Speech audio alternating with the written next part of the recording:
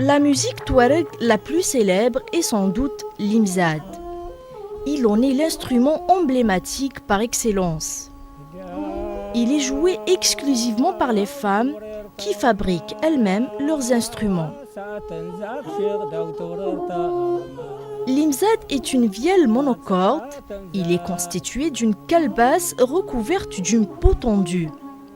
La fabrication de l'instrument de l'imzad fait appel à un savoir-faire particulièrement minutieux que seules les femmes détiennent. Elle passe par la préparation de la peau qui doit respecter une certaine épaisseur et s'entoure d'une attention particulière et peut durer environ 2 jours.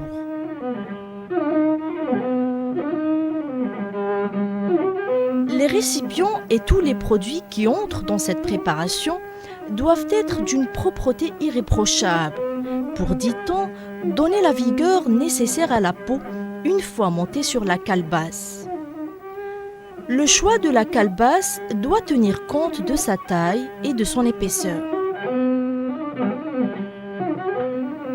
Elle est faite d'une citrouille locale de forme sphérique, tateklast, séchée et évidée et qui est ensuite enduite de beurre frais et laissée pendant un temps se sécher au soleil.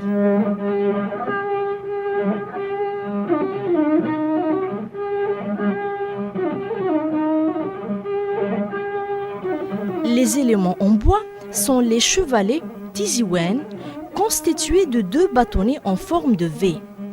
Le manche, tabourite, relié de bout en bout par une mèche en crin de cheval.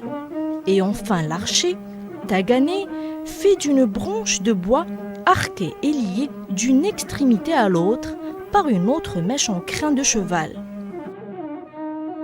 Enfin, le crin de queue de cheval, élément précieux car appartenant à un animal à la fois noble et rare dans le Sahara.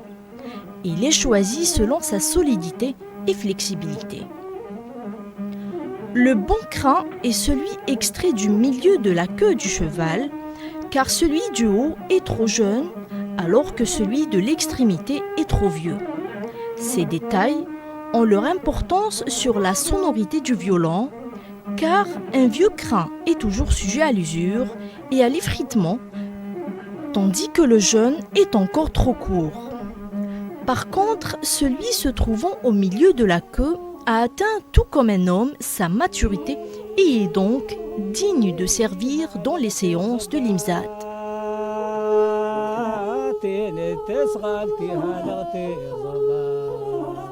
L'imzad se joue assis, l'instrument sur les genoux, la main gauche tenant le manche et pressant la corde, la main droite tenant l'archet.